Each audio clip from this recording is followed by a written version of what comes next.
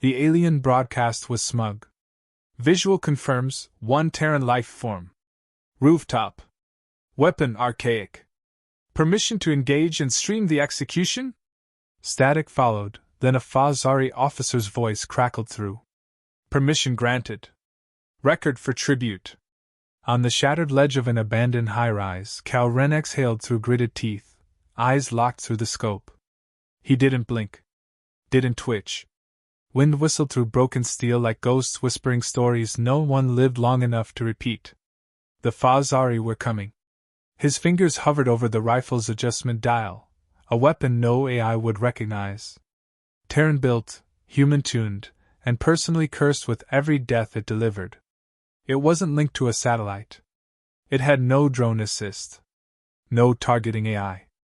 Just breath control, math, and regret. Beneath him, the ruins of Sol 9's trade district sprawled in collapsed tiers, twisted metal, burnout monorails, and shattered neon signs buzzing weakly like dying fireflies. This had once been a city of alliances, trade, and experiment. Now it was bait. Ghost, do you copy? The voice in his earpiece was a whisper, thick with tension. Kita, Terran Comms officer, back on the stealth ship cloaked in low orbit. Fazari dropships landing 2 clicks southeast. Squad strength unknown. Repeat, unknown. No green light yet. Hold. Ren didn't respond. He blinked once, slow, measured, then muttered. Understood. He knew the rules. Humanity was on diplomatic parole. No engagement unless fired upon. And even then, with restraint. Problem was, he'd never been built for restraint. He adjusted his scope. Down below, Fazari warriors, 10 feet tall, armored in flex plasma and arrogance, strode into the plaza like it was a hunting arena. Their laughter echoed off walls. One pointed at the building Ren was nested on. There, the translation mod spat out. Is that the sniper? Look at him. No drone swarm. No autocannon. Just lying there like a corpse pretending to matter. The others laughed. Ren stayed still. He was tired. Not in body, he'd tuned his metabolism to soldier mode days ago. But in soul. In marrow. He'd been stationed here for 27 days, waiting for a signal that never came. The mission? Unofficial. Unspoken. A Terran diplomat was being extracted underworld, beneath the layers of rubble and espionage. If the Fazari learned of it, war would erupt again. Another Terran war, fought in silence, shadows, and denial. This wasn't a sniper op. It was a cover-fire suicide mission. Ren accepted that the day he was picked. He hadn't asked to be chosen. He hadn't said no either. The rifle stock was warm against his shoulder. Not from use, but memory. Every time he gripped it, he remembered Carey Ridge. The Carey massacre. The tribunal. The sentence. He remembered the alien who said, "You humans aren't killers. Your decision's wrapped in bone." Maybe. But he was about to make a decision. Another drop pod screamed overhead, slamming into a nearby rooftop, sending plumes of debris skyward. Fazari elites fanned out, scanning rooftops. Their tech could scan thermal shadows, electromagnetic bleed, even brainwave anomalies. Ren gave them nothing. He'd coated his skin in quasi-biogel, scattered faint signals across adjacent rooftops, and unplugged every sensor in his body but one, his trigger finger. He wasn't a soldier now. He was an old god wrapped in dust and silence. Static hissed again. Kita's voice returned. Still no go. I'm sorry, Cal. He chuckled. Just once. Bitter and hoarse. It's fine, he muttered. I'm not listening anyway. His ocular implant flickered, a sudden burst of pale green across his retina. Kita gasped in the comms. Wait, what was that? I didn't send. But Ren was already moving. The green light blinked once more. He didn't know if it was a glitch, a mercy from command, or the AI's death twitch. But he'd waited long enough.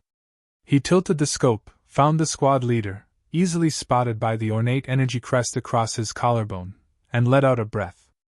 and pulled the trigger. The sound was silent. The result wasn't. Below, the Fazari commander's chest imploded in a bloom of bone and internal flame. The others froze. Then panic. Screaming across open channels. Shots fired. From above. Human has engaged. Another shot. A second Fazari collapsed, his helmet splitting like fruit. Cal whispered. 2. Kita was shouting now. That was unauthorized, Ren! They'll revoke the entire treaty. We'll be back at war in days. We were already at war, he replied dryly. They just hadn't noticed. The Fazari scattered, now ducking behind wrecked vehicles, scanning rooftops with frenzied precision. Energy blasts soared toward nearby buildings, demolishing stone and steel, but never touching him. His heart was steady. His finger poised. Below, one Fazari screamed into a translation drone. Who gave that human the right? Ren chambered another round. His lips barely moved. I did. The sky had turned the color of ash. Plasma streaked across rooftops as Fazari squads lit up the skyline in blind retaliation. Ren stayed prone, calculating each movement between shattered beams and concrete ribs, his breath slow and measured. He watched a Fazari grunt shuffle into his trap zone. The creature's head swiveled, scanning for the phantom hunter who had just turned their war game into a graveyard. Click. The shot dropped the alien instantly. No scream, just a dull thud on the broken glass. 3. Ren whispered, then rolled to his side, crawling toward the next position. His knees ached. Not from age, he wasn't old, but from exhaustion stored in the bones of too many wars. Wars he'd won. Wars no one wanted to remember. Ren. You need to fall back, now. Kita hissed through the calm. Her voice was strained, caught somewhere between protocol and panic. I've got orbital scans showing movement. Multiple heat signatures, descending from orbit. Fazari reinforcements. This isn't a squad game anymore. This is a retaliatory purge. Expected that, he muttered, wedging himself behind a cracked ventilation stack. The position offered a perfect view of the lower plaza, what was left of it. Fazari corpses littered the street like spilled ink. But they weren't afraid. Not yet. They were angry. Rage made them sloppy. Predictable. He locked in another round. Kita's voice dropped lower, almost a whisper. They've put out a bounty, Cal. Not on you. On Earth. They're broadcasting the footage of your kills like propaganda. If the Council gets hold of it, then humanity gets kicked off the diplomatic table for good. He finished. I know. Silence pulsed between them. It was never just about him. Ren was a variable, intended to be unseen, unheard. Terran High Command had denied his existence for years. Now he was front page across a dozen alien networks, framed by a rifle barrel and a trail of bodies. Kita's voice cracked. Why didn't you wait for command verification? The green light wasn't real, was it? Nope. His tone was flat, almost bored. She inhaled sharply. You knew. And you pulled the trigger anyway. They sent me here to hold back the tide, he replied, adjusting his scope. But tides don't wait for permission. A beat passed. Then her tone changed, softened. The diplomat, he's still underground. They're close to extraction. If you can buy them another 20 minutes, they'll clear the tunnel. And if they do, this doesn't become a war. He smiled grimly. Then I've got 20 minutes to kill. Below, the Fazari began to adapt. Drone scouts zipped above rooftops, scanning for motion. Soldiers took cover behind shattered transports, coordinating assault lines with grim efficiency. The game was changing. One drone skimmed too close. Ren's wrist twitched. Crack. The machine spiraled and detonated mid-air, scattering shrapnel over the Fazari line. That's when the broadcast changed. A new voice, deeper and laced with venom, cut through all frequencies. Terran marksman, you are a condemned relic. Your species was granted mercy, and you spit in its face. Ren raised a brow. Is this a bad time to say thank you? The reply came fast. I am Ulazinth, warborn of Fazari Prime. I will end you not because I must, but because you insulted me with restraint. Ren barked a single laugh. You've been watching me for 20 minutes and that's what offends you. Silence. Then, I'm coming. He went still. Not from fear. From calculation. Ulazinth wasn't just a commander. That name had weight. A personal sigil. That meant ego.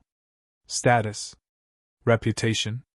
If he was coming himself, it meant Ren had done more than wound pride, he'd drawn blood. Perfect, Ren said, and reached into his pack. He pulled out a small hex-shaped disc and pressed it to the rooftop's steel underframe. The disc hummed and blinked blue. Geo-rigged. Pressure ready. Target marker active. Cal, Kita said cautiously. What are you doing? Playing the only card we have left. He leaned the rifle against his shoulder and began scanning again. Let them think I'm just a ghost with a gun. Meanwhile, prep the relay drone. You'll get one shot at transmission when I light this place up. A pause. Understood. Another group of Fazari moved into the plaza. Ren counted 6. A 7th lingered back, twice the size of the others, walking with a calm, deliberate gait. Ulazinth. Ren smiled. Not because he liked the odds, but because finally, someone worthy had stepped onto the board. He lined up the scope, finger hovering over the trigger. Come closer, he whispered. I need a better shot. Ulazinth moved like judgment. Every step crushed broken stone, but his posture radiated patience, not the kind born from calm, but from certainty. He wasn't here to lead. He was here to finish. Ren watched him through the scope, the crosshair pulsing over thick armor and exposed tendril slits beneath the neck plating. One well-placed shot could end this, end him, and maybe tip the whole Fazari push into retreat. He didn't fire. Not yet. His trigger finger twitched, but something kept it still. Something cold. Something ancient. Instinct. Kita, he said quietly. Ulazinth is here. Approaching the marker. Confirm signal lock on geotag beacon? Locked. Drone primed. You're clear for remote detonation when ready. Copy. He shifted, feeling the weight of every hour on that rooftop settle deeper into his joints. His body was holding, but barely.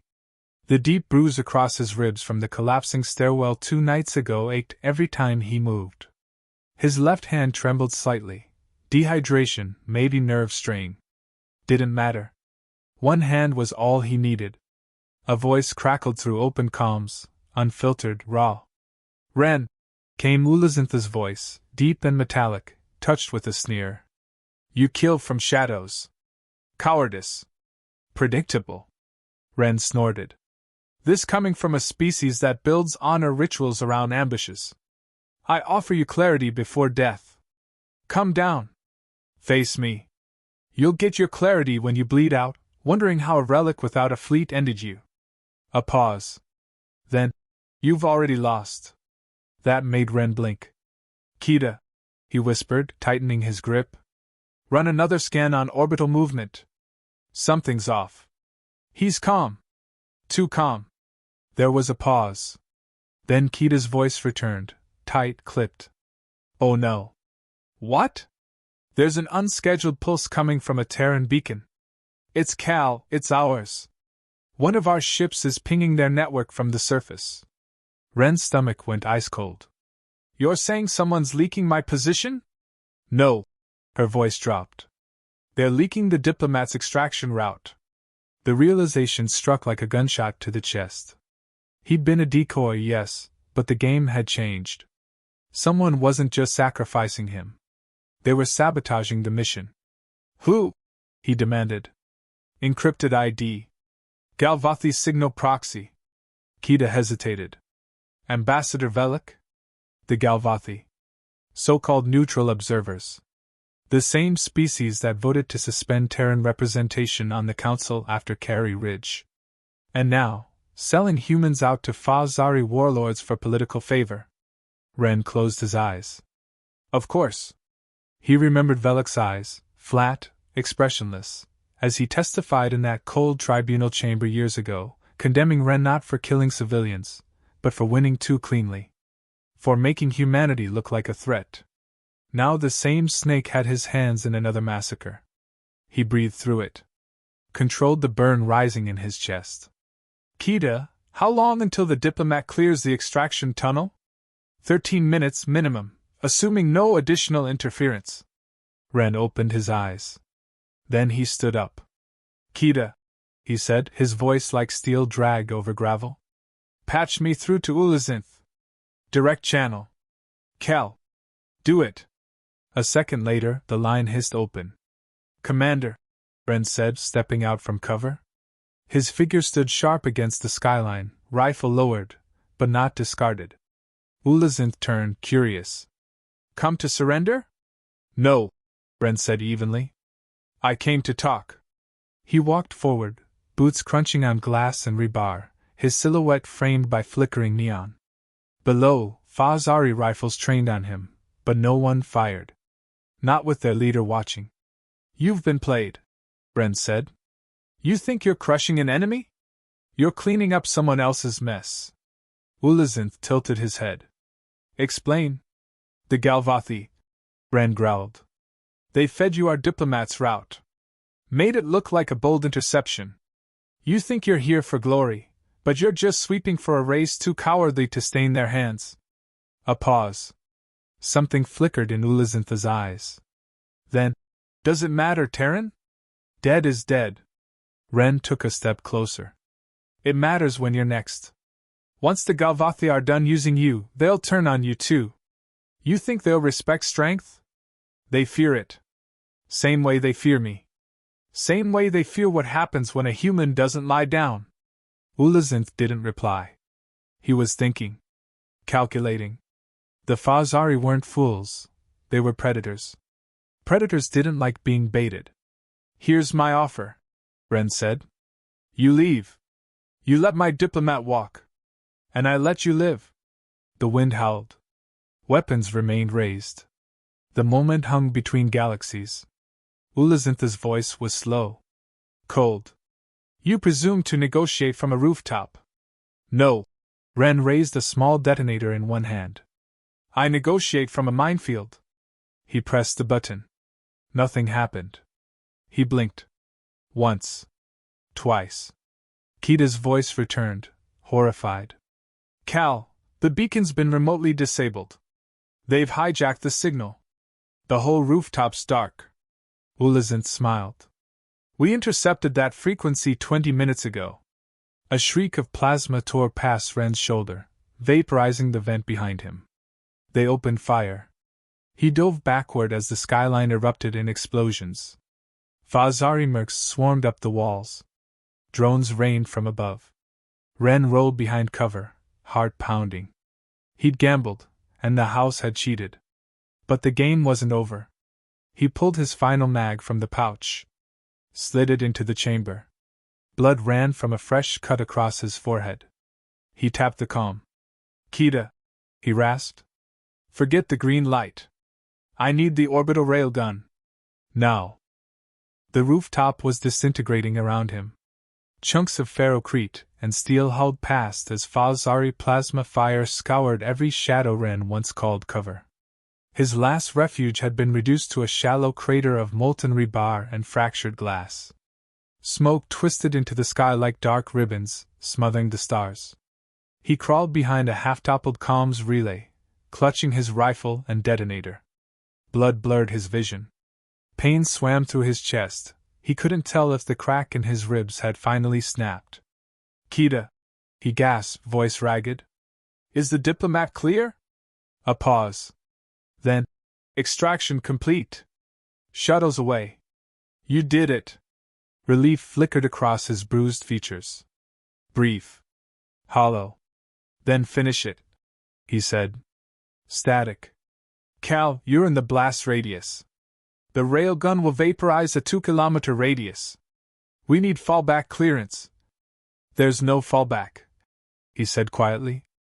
I'm sitting on the beacon. I am the clearance. The line went dead. Over the edge of the rooftop, Ulazinth rose, scorched but unbroken.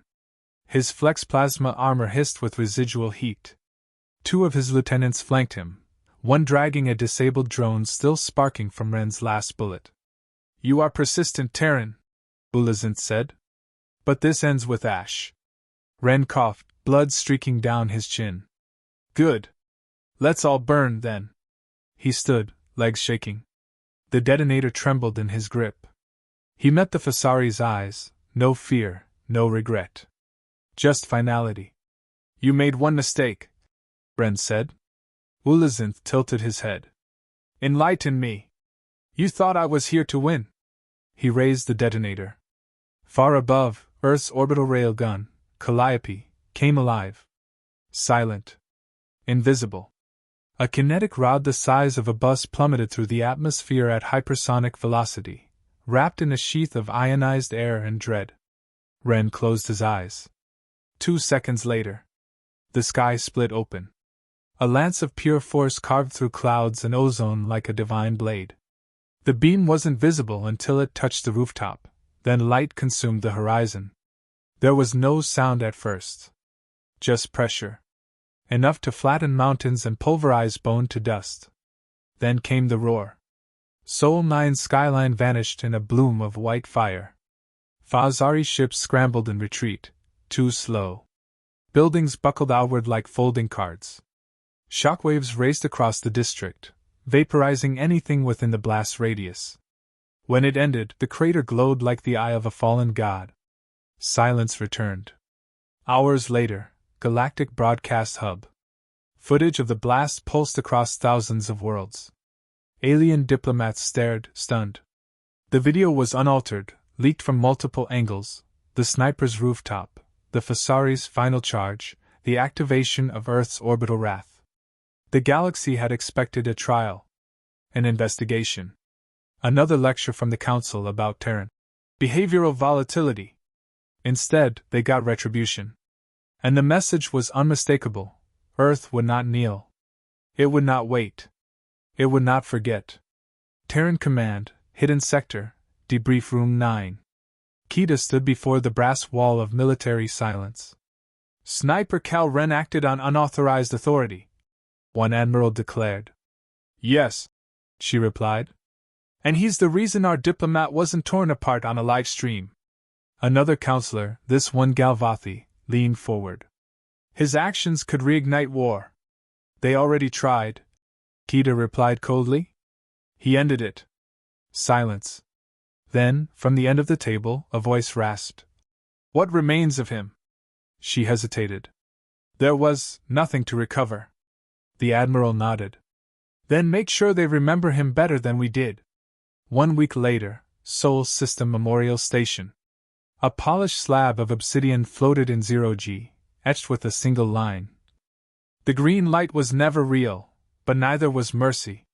Below it, a holographic projection of Ren's helmet rotated slowly, cracked and bloodied, its visor blackened. Crowds gathered. Not in mourning. In awe. Not just humans. Kthal engineers. Yalari traders. Even former Fasari soldiers, hardened warriors who now whispered Ren's name with a blend of fear and reverence. He had no grave. No monument of flesh. But he had become myth. Unknown location, Galvathi Inner Chamber. Ambassador Velek watched the footage alone, sipping bitterroot wine. "They'll never trust us again," murmured his aide. "They shouldn't," Velek replied. "We gambled. They reminded us that humans don't play by rules." He tapped the hologram, freezing it on Ren's last defiant stand. "And now," he added with a rueful smile, "we play by theirs." Final scene, audio transmission, unsigned. Begin playback. "This is Ren. Cal Ren. If this message reaches Earth, I guess I didn't walk away." Static. "I knew the green light was false. I fired anyway. I always knew I'd die for a mission no one could talk about." Pause. "I didn't want revenge. Just clarity. For them to understand we don't shoot because we hate, we shoot because we remember." Final click. "Tell my daughter. I chose this. Every second of it. And I'd do it again. End playback.